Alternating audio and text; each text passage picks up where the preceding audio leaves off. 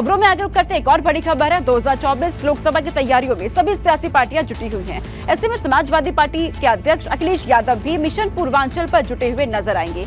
इससे जुड़ी बड़ी खबर आपको बता देते हैं। आज से 2 दिन के पूर्वांचल के दौरे पर अखिलेश यादव गाजीपुर, बलिया और वाराणसी जाएंगे। अखिलेश सबसे पहले बलिया में कार्यकर्ताओं से मुलाकात करेंगे।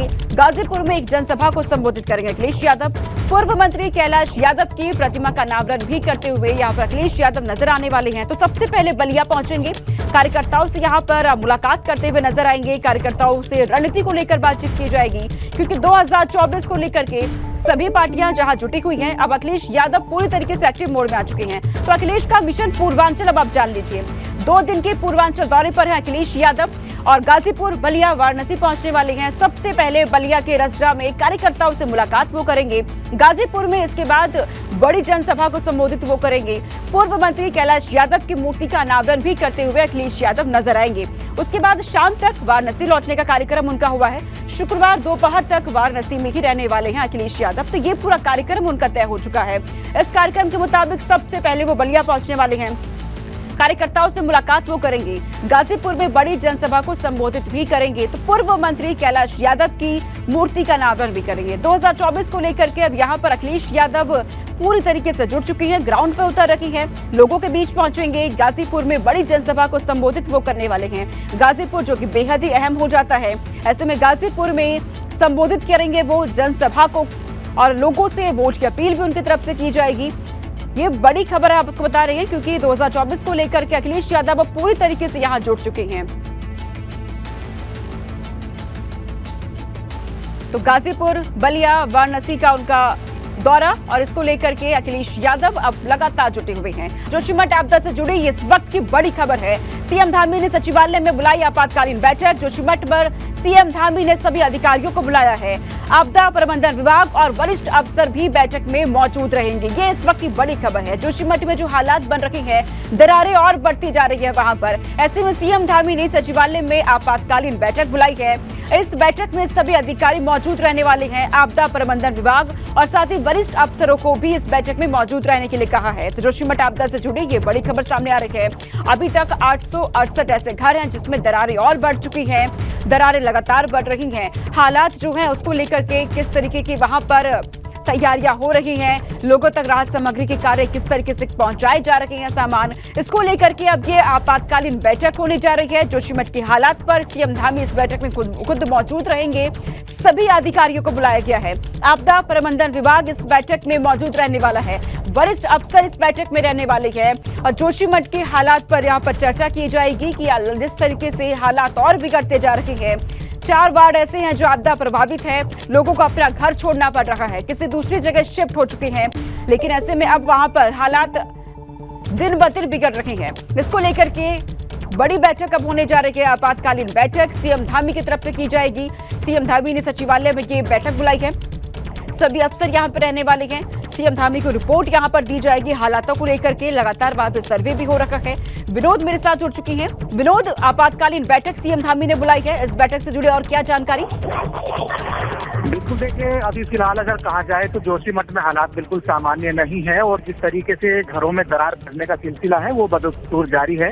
आज मुख्यमंत्री पुष्कर सिंह धामी ने 12 बजे इमरजेंसी बैठक बुलाई है और कल प्रधानमंत्री यानी पीएमओ के द्वारा एक बैठक दिल्ली में होगी, जिसमें एनडीएमए और उत्तराखंड शासन के अफसर मौजूद रहेंगे। मुख्यमंत्री भी तमाम जानकारी उस बैठक में देंगे और इसके अलावा मुख्य सचिव जो उत्तराखंड के सुखबीर सिंह संधू, वो भी वर्चुअली तमाम जानकारी जोशीमठ भू धसाव को लेकर यहाँ पर देंगे। लेकिन अभी ये कहना बहुत जल्दबाजी है कि हालात जोशीमठ में सामान्य है, उसी को लेकर आखिरकार किस तरीके की तैयारियां हैं, किस तरीके से उस सिचुएशन पर कंट्रोल करना है, तमाम तैयारियों को लेकर मुख्यमंत्री पुष्कर सिंह धामी ने आज 12 बजे सचिवालय में इमरजेंसी बैठक बुलाई है, जिसमें आपदा प्रबंधन विभाग के अधिकारी और उत्तराखंड शासन के वरिष्ठ अधिकारी इसमें शामिल होंगे। मुख्य सचिव सुखबीर सिंह संधू तमाम विस्तृत जानकारी मुख्यमंत्री को सौंपेंगे और खटीमा से आज 4 दिनों बाद मुख्यमंत्री पुष्कर सिंह धामी यहाँ पर पहुंचेंगे और उसके बाद में जो कल एक महत्वपूर्ण बैठक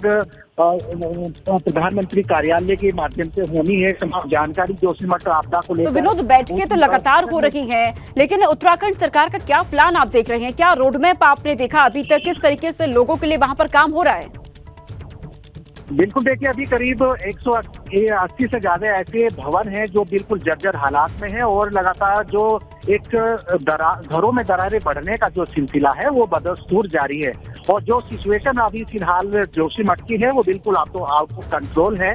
उसको किस तरीके से कंट्रोल करना है, किस तरीके से विस्थापन लोगों का करना है, क्योंकि सबसे बड़ी चुनौती सरकार के सामने है लोगों का विस्थापन करना, क्योंकि कुछ लोगों का राय अलग अलग होने के कारण दिक्कतें यहाँ पर हो रही है। और लेकिन अभी जो अलग अलग 8 केंद्रीय एजेंसी थी जो वहाँ पर अपना अध्ययन कर रही है कि आखिरकार दरारें किस वजह से आई है, उसको लेकर एनडीएमए को उन्होंने प्राथमिक रिपोर्ट तो सौंप दी है।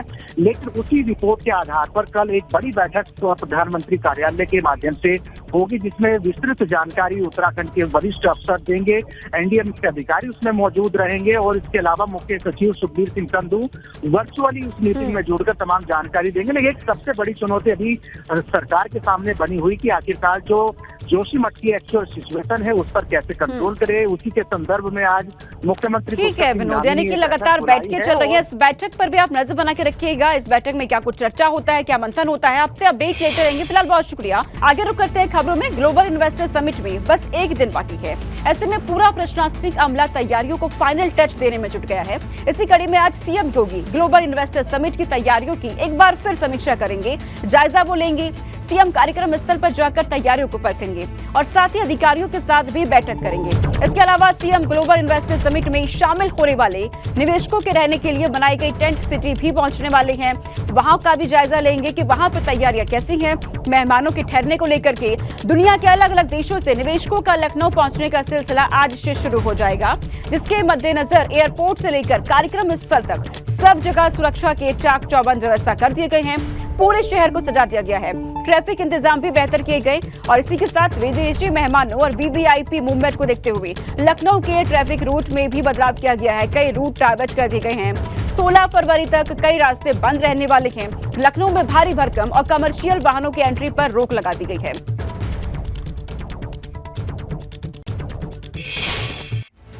लखनऊ में होने वाले mega event global investor summit का काउंटडाउन शुरू है।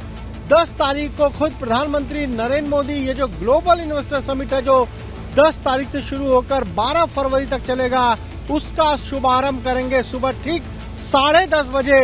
ये जो मुख्य पंडाल है जिसे हम कहें इनॉग्रेशन पंडाल, यहीं पर इस तरफ मुख्यमंत्री भी मौजूद रहेंगे और प्रधानमंत्री नरेंद्र मोदी इस पूरे कार्यक्रम का शुभारंभ करेंगे। आप देखिए कितना बड़ा ये जो स्टेज है वो बनाया गया है और ये जो पीछे आप एलईडी देख रहे हैं ये 250 स्क्वायर मीटर की ये पूरी एलईडी तैयार की गई है, यानी छोटी छोटी कुल 1200 एलईडी इसमें लगाई गई है, तब जाकर इतनी बड़ी ये जो एलईडी स्क्रीन है वो तैयार हुआ है। और अभी देखिए चूंकि काउंटडाउन शुरू हो चुका है, कल ही इसका शुभारंभ होना है और उससे पहले किस तरीके से हर एक चीज यहाँ पर उसे फाइनल टच दिया जा रहा है।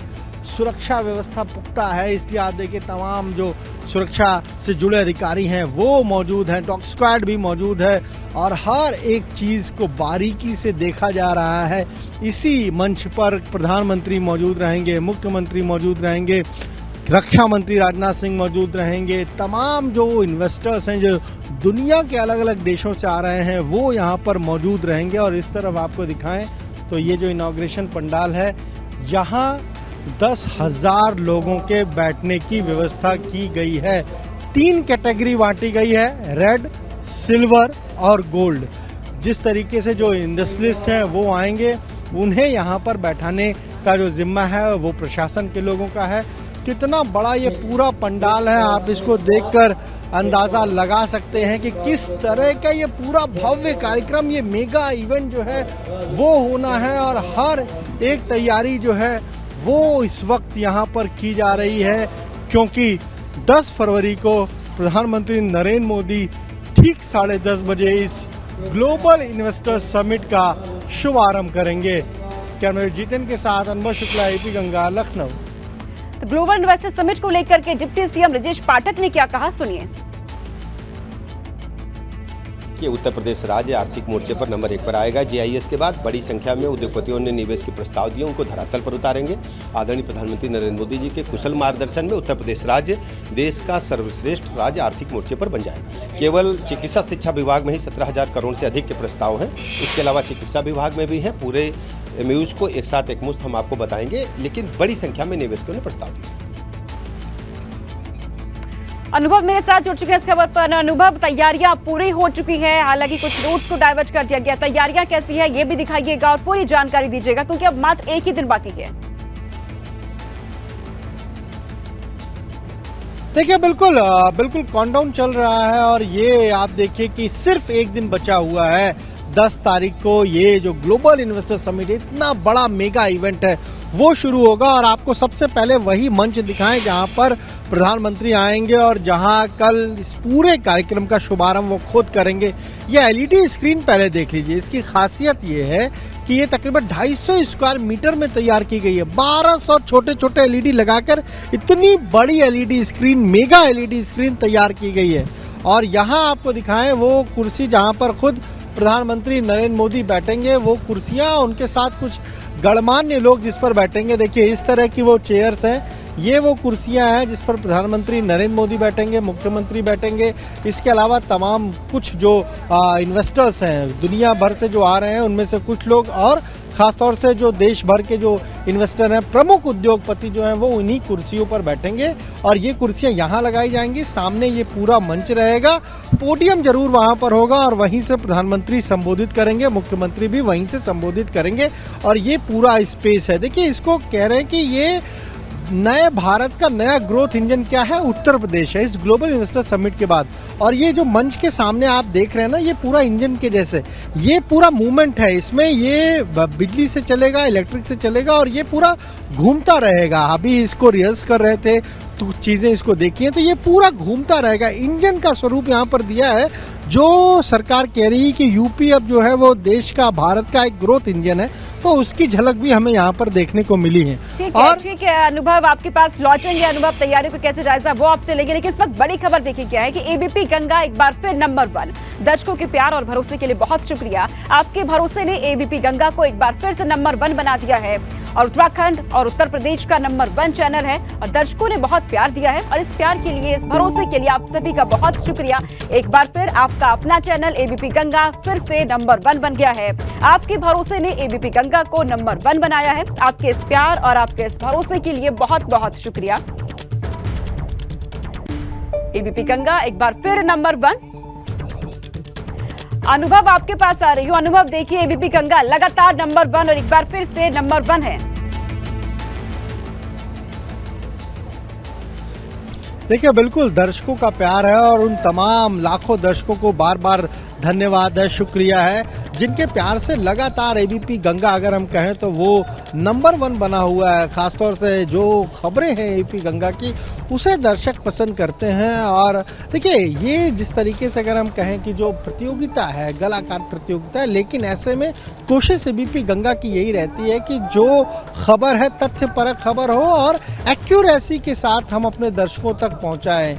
यही कोशिश हमेशा रहती है एबीपी गंगा की। फिर चाहे वो लखनऊ की खबर हो या फिर उत्तर प्रदेश के किसी भी शहर की खबर हो या फिर गांव कस्बे की खबर हो, हर एक खबर हम अपने दर्शकों तक पहले पहुंचाने की कोशिश करते हैं। और यही कोशिश हमारी रहती है कि जो जन सरोकार हैं, जनता से जुड़े जो मुद्दे हैं, जैसे कहीं पर अगर लापरवाही हो रही है, हीला हवाली हो रही है, प्रशासनिक लापरवाही है, तो वो तस्वीर भी, वो खबर भी हम सामने लाएं और कहीं ना कहीं एक तरीके से जो ब्रिज होता है सरकार के और आम लोगों के बीच, वो ब्रिज का काम भी एबीपी गंगा करता रहा है। कई ऐसी खबरें रही हैं जिसका सरकार ने संज्ञान लिया है, कई ऐसी खबरें रही हैं जिसमें कि गड़बड़ियां थी और फिर उस पर सरकार ने जांच बैठाई है। तो इसीलिए एबीपी गंगा को लगातार दर्शकों का जो ये प्यार है वो मिल रहा है। और उत्तर प्रदेश हो, उत्तराखंड हो, जो दर्शक हैं हमारे, उन्हें बार बार एबीपी गंगा और हम सभी लोग, एबीपी गंगा की टीम के जितने भी लोग हैं, वो कहीं ना कहीं हर बार उन्हें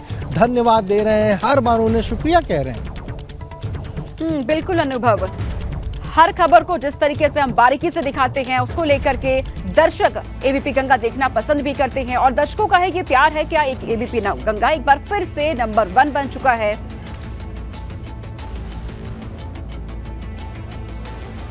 अनुभव।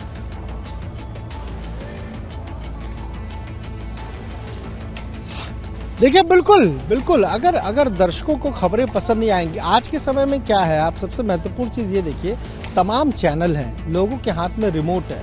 आजकल तो अब सोशल मीडिया पर ज़्यादा वक्त लोग बिताते हैं, लेकिन उसके बावजूद एबीपी गंगा की जो खबरें हैं, जन सरोकार से जुड़ी हुई खबरें हैं, और कोशिश ये रहती है कि क्या कुछ सियासत में घट रहा है, क्या कुछ प्रदेश में हो रहा है, क्या कुछ देश में हो रहा है, हर एक खबर हम अपने दर्शकों तक पहुंचाएं, और जिस फॉर्मेट में वो खबर है, जिस तरीके की वो खबर है, बिल्कुल ठीक उसी अंदाज में अपने दर्शकों तक पहुंचाएं। इसीलिए दर्शकों का भरोसा बना हुआ है एबीपी गंगा के साथ। अभी जब भी आप देखिए, लखनऊ में जो अलाया अपार्टमेंट गिरा, वहां पर 3 लोगों की जान चली गई, उस कवरेज में किस तरीके से एबीपी गंगा लगातार बना रहा, यानी जब से वो हादसा हुआ उससे लेकर अगले दिन तक हमने हर एक पल लगातार नंबर 1, और दर्शकों ने जो प्यार दिया है, जो भरोसा दर्शकों ने जताया है, उसके लिए दर्शकों का बहुत बहुत शुक्रिया। खबरों में आगे बढ़ते हैं। खबर ग्रेटर नोएडा से आ रही है। यहाँ अपने सपनों के घर की मांग को लेकर होम बायर्स प्राधिकरण के दफ्तर पर धरने पर लगातार बैठे हुए हैं। इस वक्त की ये बड़ी खबर मिल रही है। अनिश्चितकालीन धरने पर बैठे हैं लोगों ने, थाली बजा करके प्रदर्शन किया है। इनमें नौकरी पेशा और रिटायर्ड लोग भी शामिल हैं। बिल्डर के वादे के मुताबिक इन लोगों को आज से 12 साल पहले प्लॉट और फ्लैट पर कब्जा मिल जाना चाहिए था, लेकिन अभी भी ये लोग खाली हाथ हैं। होम बायर्स का आरोप है कि कोई अधिकारी इनकी गुहार नहीं सुन रहा। देखिए अब किस तरीके से यहाँ पे धरना किया जा रहा है।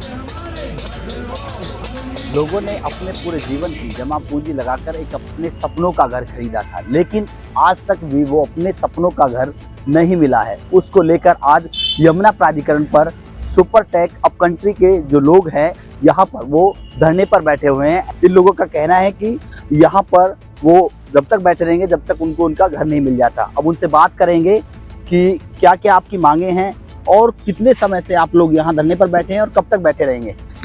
सर, हम लोग 3 तारीख को हमने धरना प्रदर्शन स्टार्ट किया था। 3 दिन 3 रात हम सुपरटेक सेक्टर 96 जो उनका हेड ऑफिस है वहाँ पर धरना देके चले आए। वहाँ से कोई मिलने नहीं आया। आईआरपी के यहाँ से एक बंदा आया, वो कहता है जी आईआरपी की स्टेटमेंट है, मैं प्रेशर में काम नहीं कर सकता, मैं आपके लिए नहीं हूँ, जब मेरे पास समय होगा तब मैं देखूंगा। कोई भी नहीं आया अभी तक, सबको बोल चुके हैं। अथॉरिटी में नीचे से ऊपर तक कहीं कोई सुनवाई नहीं है, कोई नहीं आ रहा है, कोई ये भी नहीं पूछ रहा है कि प्रॉब्लम क्या है एग्जैक्टली। इन लोगों का साफ कहना है कि जब तक इनकी मांगे पूरी नहीं हो जाएंगी तो यहीं पर इस तरह से धरने पर बैठे रहेंगे। आखिर ये ऐसी क्या मजबूरी रही कि इनको यहाँ पर थाली जो बजानी पड़ी। पेटोड़ा से रविंद्र जैन।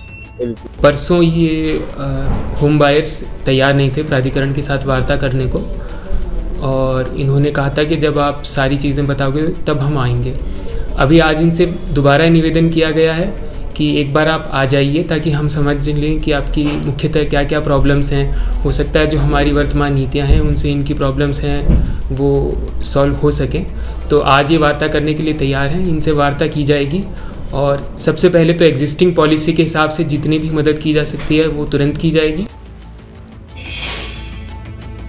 और हापुड़ से बड़ी खबर सामने आ रही है। हापुड़ में पूर्व प्रधान के भाई का शव मिला है। मृतक के सिर में मिले हैं चोट के निशान। पुलिस ने शव को पोस्टमार्टम के लिए भेज दिया है। हापुड़ के एक लेंडी गांव की ये पूरी वारदात है, जहां पर पूर्व प्रधान के भाई का शव मिला है। ये इस वक्त की बड़ी खबर। मृतक के सिर में चोट के निशान भी यहाँ पर मिले हैं और पुलिस ने शव को पोस्टमार्टम के लिए भेज दिया है। हापुड़ के एक लेंडी गांव की ये पूरी वारदात, शव को पुलिस ने कब्जे में लेकर के पोस्टमार्टम के लिए भेजा। तो हापुड़ में पूर्व प्रधान के भाई का ये शव मिला है। सीधा रुख करते हैं बड़ी खबर का। बागपत से सामने आ रही है। बागपत में गेहूं की फसल की रखवाली कर रहे किसान की हत्या कर दी गई है। बदमाशों ने गोली मारकर किसान की हत्या की। नलकूप के अंदर मिला है किसान का शव। पुलिस ने शव को पोस्टमार्टम के लिए भेज दिया है। बागपत के बानौली गांव का ये पूरा मामला, जहां पर एक किसान की हत्या कर दी गई जो कि अपने गेहूं की फसल की रखवाली कर रहा था। बदमाशों ने गोली मार करके किसान की हत्या यहां पर की है और किसान का शव नलकूप के अंदर मिला है। पुलिस ने हालांकि शव को बरामद कब्जे में लेकर के पोस्टमार्टम के लिए भेज दिया है। बागपत के बामनौली गांव का ये पूरा मामला है, जहां पर एक किसान जो कि अपने गेहूं की फसल की रखवाली कर रहा था, उस दौरान किसान की हत्या कर दी गई और बदमाशों ने गोली मार करके किसान की यहां पर हत्या की है। इसके पीछे क्या वजह रही ये फिलहाल साफ नहीं है, लेकिन किसान का शव नलकूप के अंदर मिला है। पुलिस ने शव को पोस्टमार्टम के लिए भेज दिया है और अब यहाँ पर पुलिस जांच में जुट चुकी है आगे कि ये बदमाश कौन थे, क्यों हत्या की गई किसान की। तो गेहूं की फसल की रखवाली कर रहे किसान की यहाँ हत्या कर दी गई है। उसके बाद शव को नलकूप के अंदर छुपाया गया। नलकूप के अंदर किसान का शव यहाँ मिला है। पुलिस ने शव को पोस्टमार्टम के लिए भेज दिया। बान मौली गांव के ये पूरा मामला जो कि सामने आया है, बदमाशों ने गोली मारकर किसान की हत्या यहाँ पर की है। नलकूप के अंदर किसान का शव मिला है। बागपत से ये खबर है। बागपत में गेहूं की फसल की रखवाली कर रहे किसान की यहाँ हत्या कर दी गई है। बदमाशों ने फायरिंग करके यानी गोली मार करके किसान की हत्या की है। पुलिस ने शव को पोस्टमार्टम के लिए भेज दिया। बागपत के गांव का ये पूरा मामला जो सामने आया है। बागपत से ये बड़ी खबर, किसान के यहाँ पर हत्या की गई जो कि अपने खेत में मौजूद था, रखवाली कर रहा था अपने फसल की। उस दौरान किसान की हत्या यहाँ पर की गई है, गोली मारकर हत्या की है जानकारी के मुताबिक। और नलकूप के अंदर से पुलिस ने किसान का शव यहाँ पर बरामद किया। इस बुलेटिन में फिलहाल के लिए इतना ही। खबरें जारी हैं, देखते रहिए एबीपी गंगा।